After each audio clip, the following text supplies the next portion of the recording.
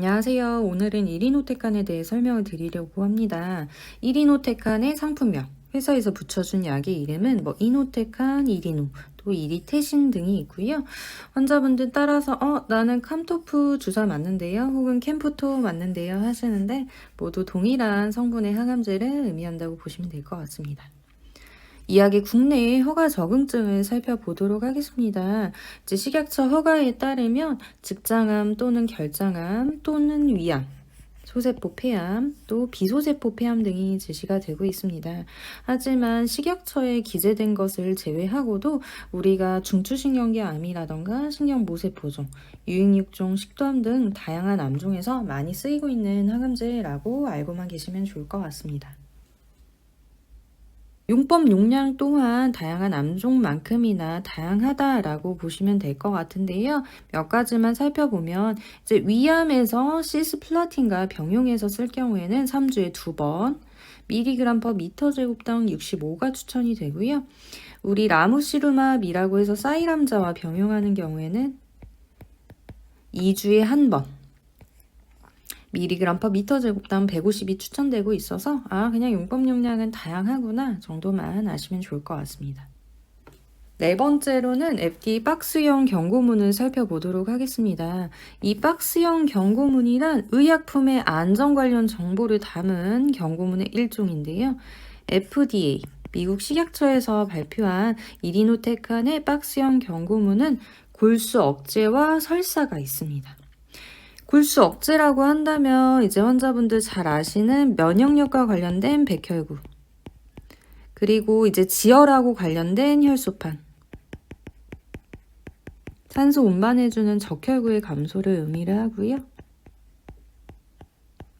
이리노테칸에 의해서는 심각한 골수 억제가 발생할 수 있고 발열성 호중구 감소증이 나타나거나 혹은 호중구 수치가 1000 미만인 경우 이리노테칸의 투여를 보류하도록 기재가 되어 있습니다. 일단 발열성이라고 한다면요, 한 번 38.3도 이상을 찍거나 혹은 1시간 이상 38도 이상인 경우를 의미를 하고요. 호중구 같은 경우는 이제 백혈구의 대략 60%를 차지하는 세포인데요. 호중구 감소증은 호중구 수치 자체가 500 미만이거나 48시간 이내에 500 미만이 예상되는 경우를 의미합니다. 그래서 발열성 호중구 감소증이 나타나거나 혹은 호중구 수치가 1000 미만이면 이리노테칸 투여를 보류하게 됩니다. 두 번째, 설사를 살펴보도록 하겠습니다. 설사 같은 경우는 우리가 보통 하루에 3-4번 이상 물변을 보는 것을 의미를 하고요. 국내 식약처 허가에는 조발형과 지발형이라고 기재가 되어 있는데요. 조발형은 이제 초기, 투여 중 혹은 투여 직후를 24시간 이내를 의미한다고 보시면 되고요. 지발형 같은 경우는 나중, 24시간 이후를 의미한다고 보면 되는데요. 초기에 나타나는 설사는 콜린 작동성이라고 해서 부교감 신경과 관련이 있습니다. 중증인 경우도 있지만 대부분은 잠깐 나타났다가 사라진다고 하고요. 이 콜린성 증후군하고 관련해서 이제 설사도 나타나고 열도 나면서 땀도 나고 배도 아프고 눈물도 나고 침도 나고 이제 콧물이나 재채기도 나고 동공도 작아지고 얼굴도 빨개지고 하는 것들이 동반이 된다고 해요. 그래서 이런 초기에 나타나는 설사 또 급성 콜린성 증후군 같은 경우는 이 부교감 신경 억제제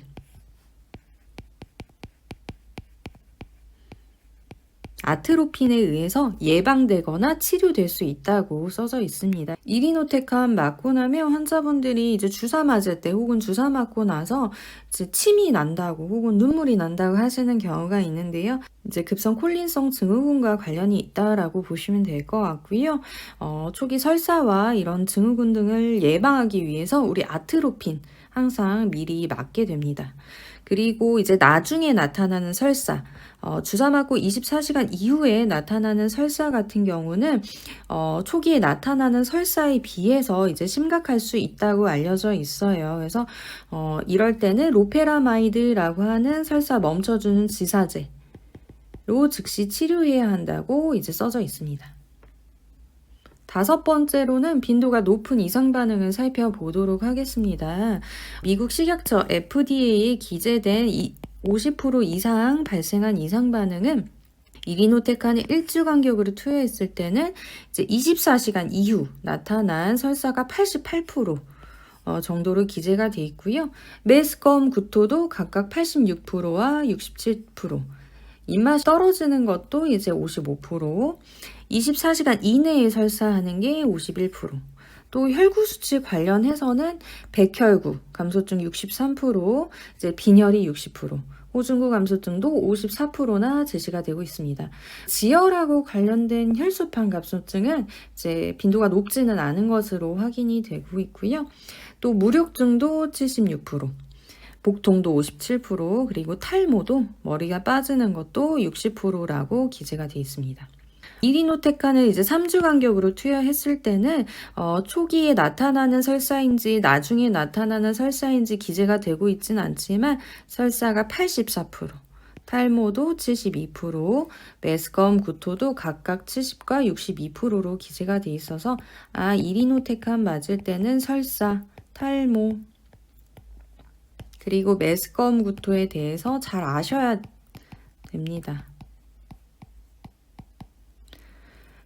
제가 앞서 잠깐 설명을 드렸지만 설사는 하루에 3-4번 이상 물변을 보는 것, 그리고 탈모는 보통은 항암제에 의한 탈모는 두피 탈모가 가장 흔하다고 보시면 되고요.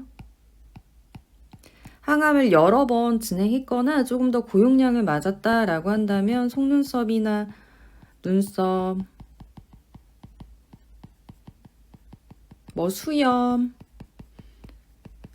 몸에 있는 털 같은 것도 이제 빠질 수 있다고 기재가 되어 있고요. 메스꺼움 구토 같은 경우는 항암제 중에 순번을 매겨보면 중간 이상은 된다고 해요. 그래서 항상 구토 예방약 투여할 겁니다. 그래서 이 3가지 꼭 잘 아셨으면 하고요. 그 외에도 우리 잘 알아둬야 될 일반적인 주의사항 살펴보도록 하겠습니다. 첫 번째로는 골수 억제가 있습니다.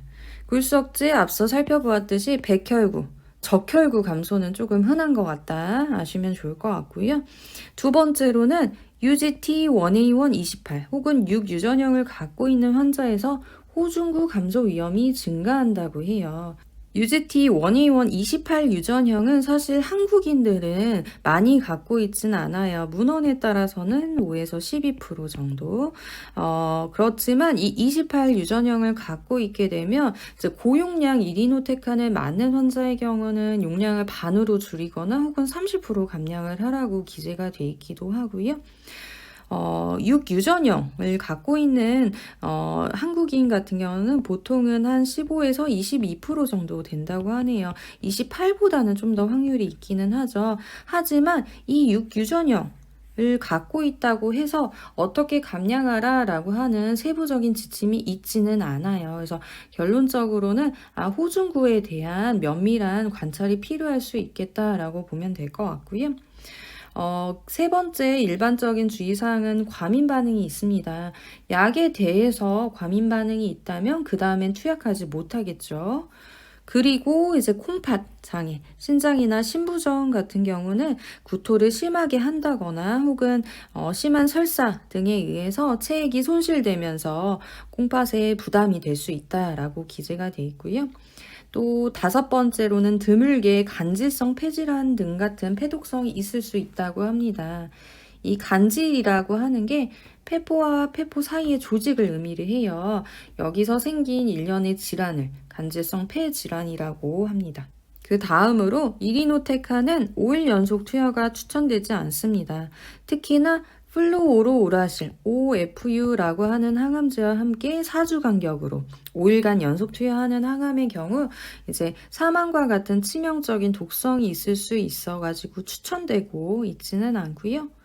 이리노테칸은 동물 실험에서 기형아 유발 가능성이 있기 때문에 임산부 혹은 임신 가능성이 있는 여성에게 추천되고 있지 않고, 또 기존에 빌리루빈 수치가 높았던 환자에서 이제 높은 등급의 호중구 감소증 가능성이 높다고 써져 있었습니다.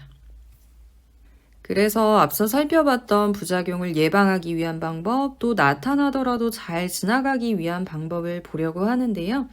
첫 번째는 빈도도 높고 또 FDA 박스형 경고문으로 기재가 되었던 설사입니다. 초기 설사, 24시간 이내에 나타났던 초기 설사 같은 경우는 부교감신경 억제제인 아트로핀으로 우리 예방을 할 거고요. 그래서 이리노테칸 맞기 전에 항상 아트로핀 맞게 되고요. 설사가 나게 되면은 환자분들 물 충분히 마셔주시고요. 식사 조금씩 자주 해주시고 맵고 기름진 거 당연히 피해 주셔야 되고요. 너무 찬 음식보다는 실온온도 음식이 좋을 것 같습니다. 그리고 우리가 초기 설사 말고도 나중에 나타나는 24시간 이후에 나타나는 설사 같은 경우는 로페라마이드로 치료를 할 수 있다고 기재가 되어 있는데요. 로페라마이드는 보통 이제 이리노테칸을 맞는 환자분들이라면 병원에서 일반적으로 처방을 해주시고요. 아니면 약국에서도 쉽게 구입이 가능합니다. 로페라마이드는 보통 한 캡슐을 2ml로 하고 있는데요. 설사가 나면 2캡을 복용을 하고요.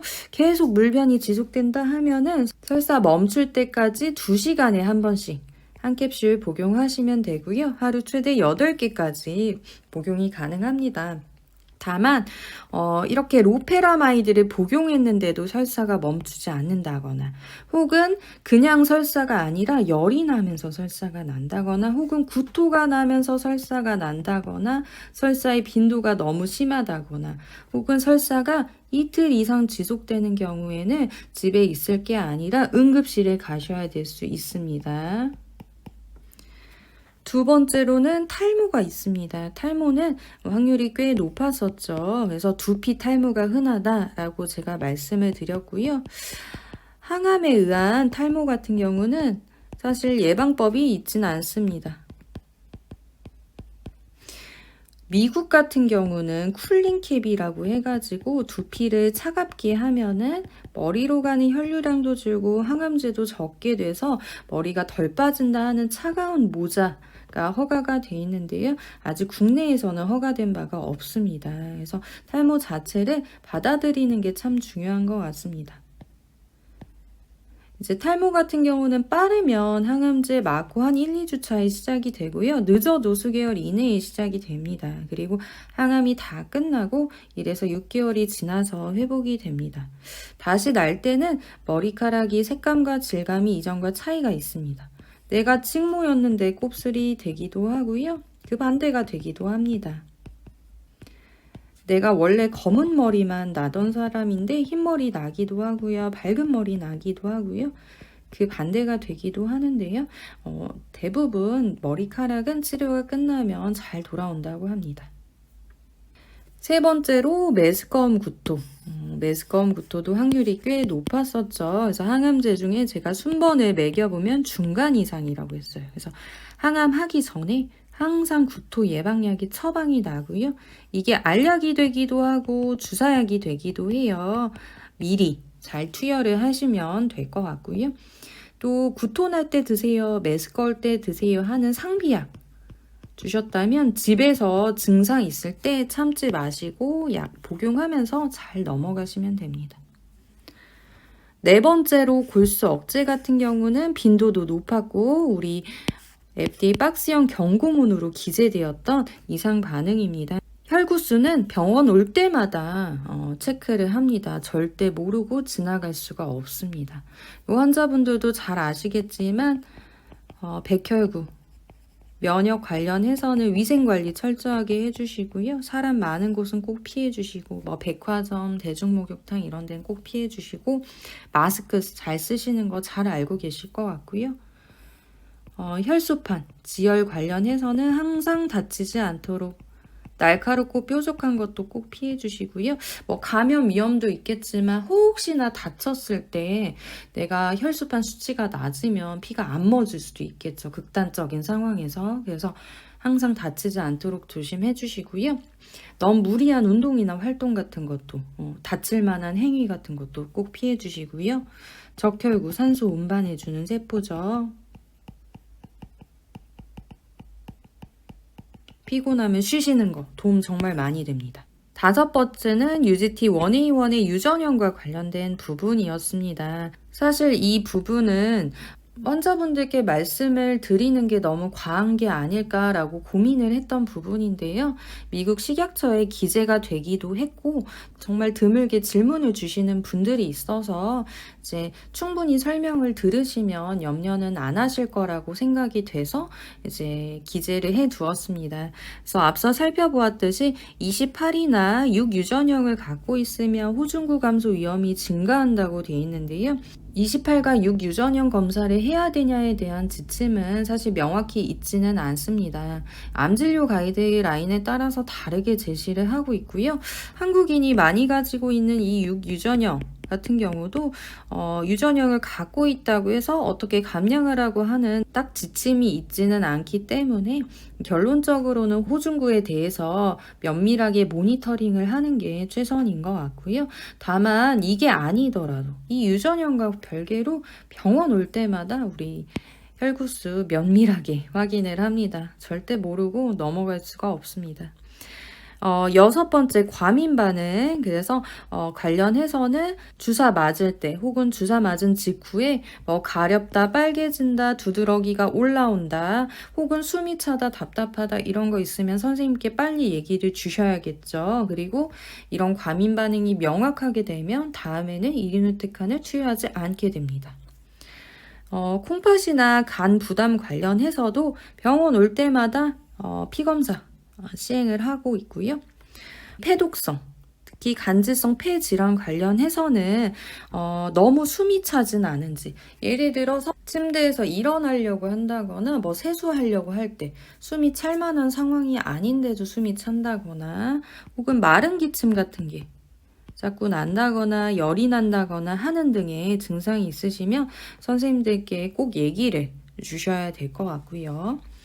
또 이리노테칸은 5일 연속 투여가 추천되지 않았죠. 특히나 OFU라고 하는 항암제와 같이 썼을 때요. 그렇지만 이제 잘 설계된 임상 연구에서는 투여가 가능하다고 기재가 돼 있어요. 실제로 신경 모세포종 유익육종, 중추신경계 암종에서는 빈크리스틴이나 테모솔로마이드와 같은 항암제와 같이 5일 연속을 투여하게 되는데요. 이제 식약처나 심평원의 허가나 검토를 득하고 하는 치료이기 때문에 이런 경우는 전혀 신경을 쓰실 부분은 아닌 것 같습니다. 또 우리 기형아 유발 관련해서도 인부나 임신 가능성이 있는 여성에서는 투여하지 않게 되고요. 항암할 때 피임 잘 하시는 거 환자분들 잘 알고 계실 것 같습니다. 오늘도 좀 많은 부분을 설명을 드렸는데요. 환자분들 미리 대비는 하되 염려할 거는 아니다. 집에서 증상 있으면 챙겨주신 치료약, 상비약 잘 복용하면 되고, 또 외래 가셨을 때 이런 증상 있었다 잘 얘기를 해주시면 되는 부분입니다. 그래서 미리 염려할 것은 없다. 항상 기억하셨으면 좋겠습니다.